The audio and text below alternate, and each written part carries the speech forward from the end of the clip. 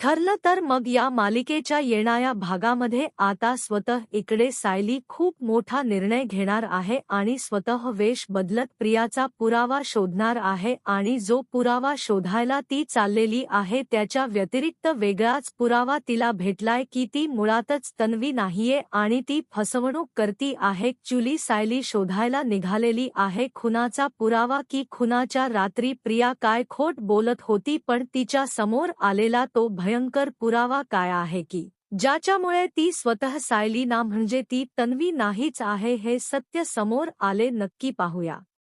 दामिनीला हे समजते की प्रियाने मूर्ख मेसेज केलेला आहे आणि मग ती सांगते अजून काय मूर्खपणा केला अशील तर सगळं मला खरं सांग, नाहीतर कोर्टामध्ये मी तोंडावरती पडेन, कारण मुळातच तू मेसेज केलेला आहेस. कारण या सगळ्यामध्ये फॉरेन्सिक कडून ती तारीख आलेली असणार आहे, वार असणार आहे आणि ती वेळ सुद्धा असणार आणि त्या वेळेनंतर गेलेला मेसेज पण असणार. म्हणजे त्या ठिकाणी कोण होतं मेसेज करायला? तू तर स्वतःच कन्फेशन दिलेला आहेस. तू सांगितलेस की तू मधुभाऊ आणि आता फक्त विलास होता. विलासचा मृत्यू झाला मग राहिली माणसं दोन, म्हणजे तूच हा मेसेज केलास हे नाही का येणार? मग या सगळ्यामध्ये तू आता अजून काय चुका केल्यास त्या सगळ्या चुका जोपर्यंत सांगत नाहीस तोपर्यंत तुला या सगळ्यामध्ये मी वाच नाही शकणार. मग प्रिया आजपासून इथपर्यंत सगळं सांगायला लागते आणि प्रिया आता सांगायला लागते की मी ज्या वेळेला आता हे सगळं नाटक केलं होतं साक्षीनेच आम्हाला तिकीट काढून, साक्षीने पिक्चरची तिकीट काढून दिली आणि त्यानंतर मग आता ती तिकीट घेऊन मी घरी गेले. घरी गेल्यावरती मी सगळ्यांना सांगितलं की माझ्या मैत्रिणींच्या सोबत आता तो प्लॅन आहे, माझ्या मैत्रिणींच्या सोबतचा प्लॅन मला वर्कआउट नाही झाला किंवा आमचं कॅन्सल झालं म्हणून आता आपण जाऊया.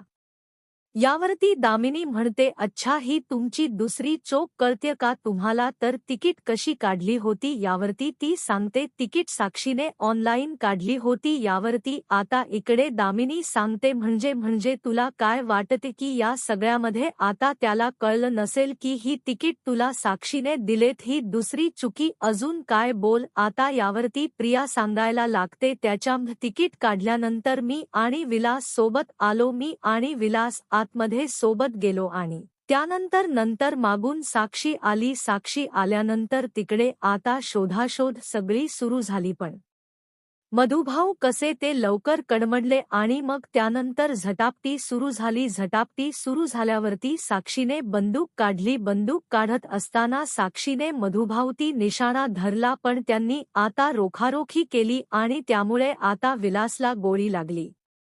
पण त्यानंतर मधुभाऊंनी लगेचच पोलिसांना ताबडतोब फोन करण्यासाठी आपला मोबाईल काढायला लागले, पण त्याच वेळेला मी त्यांच्या डोक्यात मागून मारले. यावरती दामिनी सांगते आणि कोर्टात काय सांगितलंस तू? त्यावरती ती सांगते काही नाही, विलास काका खाली पडले आणि मधुभाऊंनी गोळी झाडली. त्यावर दामिनी म्हणते मग डोक्यात कोणी मारले? यावरती प्रिया सांगते नाही ते काही मी हे नाही असं म्हटल्यावरती मग मात्र आता इकडे दामिनी चांगलीच गडबडते आणि दामिनी म्हणते तुम्ही एकावरती एक इतक्या चुका केल्यात ना, आणि मला काय वाटतं माहितीय का?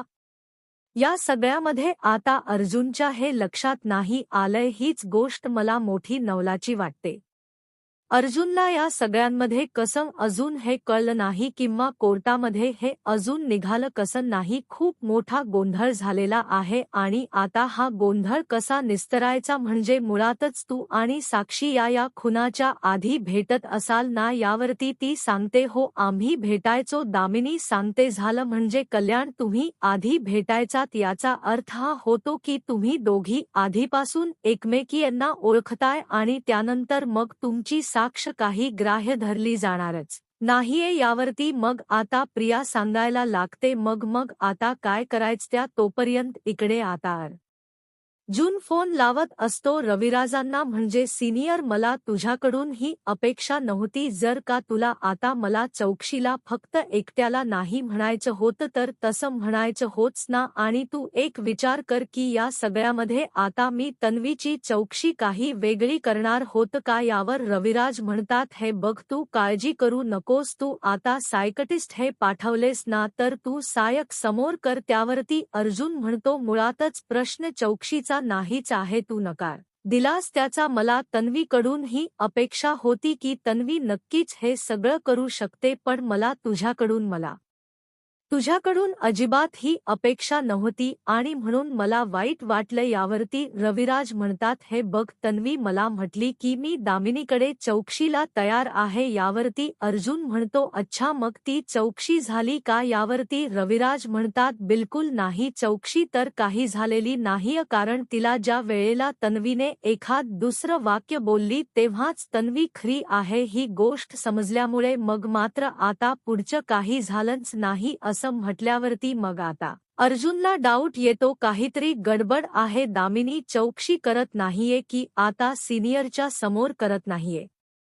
बरोबर आहे, म्हणजे ही दामिनी आणि प्रिया ही नंतर नक्की भेटणार असं म्हणत अर्जुन आता ही गोष्ट सायलीला सांगतो. अर्जुन सायलीला सांगायला लागतो, मला खूप मोठा आता इकडे डाऊट येतोय की रविराजांच्या समोर चौकशी करायची नाही म्हणून आता प्रिया काहीही कारस्थान करत नंतर तिला भेटणार. यावरती आता इकडे सायली विचार करते, नाही, मला प्रियाचा पाठलाग करायला पाहिजे. त्यावरती अर्जुनच्या हातामध्ये असलेल स्टेटमेंट पण सायलीला समजलेल असतं आणि सायलीला समजलेल असतं की या सगळ्यामध्ये आता म्हणजे खुणाच्या नंतर मेसेज केलाय, म्हणजे असं काहीतरी असणारच आहे की या सगळ्यामध्ये आता तन्वी ही तिकडे बोलता गेलेली आहे, किमान कुणाला रविराजांना सांगता गेले. याचा अर्थ हा एक होतो की या सगळ्यामध्ये ती काहीतरी बोलणार. मग आता वेश बदलत इकडे जाण्यासाठी निघते ती, म्हणजे सायली अर्जुनला सांग. इकडे दामिनी डोक्याला हात लावून सांगते, हे बघ, मला काय वाटतं माहितीय का, या केसमध्ये अजून अनेक सत्य अशी दडलेली आहेत की ही सत्य माझ्यापासून लपवली गेलेली आणि मग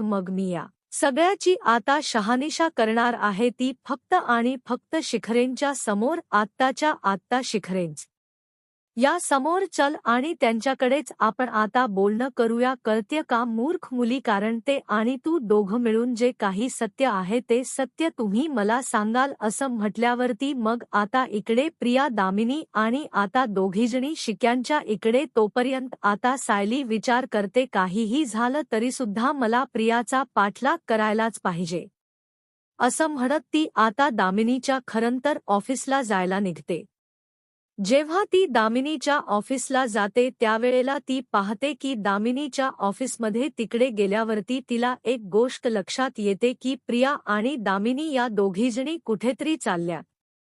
मग सायली पुन्हा रिक्षेत बसते आणि दादा, या गाडीचा पाठलाग करा, मला या गाडीला पाहायचं आहे किंवा या गाडीच्या पाठलाग करत जायचं आहे असं म्हटल्यावरती मग आता इकडे ताबडतोब लगेचच पाठलाग करत तो पोलीस स्टेशन. तो आता रिक्षावाला तिला घेऊन जा. मग लपतचपत आता इकडे सायली ज्या ठिकाणी या तिघांची भेट घडते त्या ठिकाणी थांबते. हे तिघजण भेटाला थांबलेले असतात. जिथे आता या तिघांची भेट होत असते त्या ठिकाणी गेल्यावरती सायली लपून छपून या तिघांच बोलणं ऐकते. दामिनी आणि आता इकडे महिप्ता आणि त्याचबरोबर प्रिया त्यांचं बोलणं ऐकल्यावरती मग मात्र आता इकडे सायलीच्या पायाखालची जमीन सरकणार असते.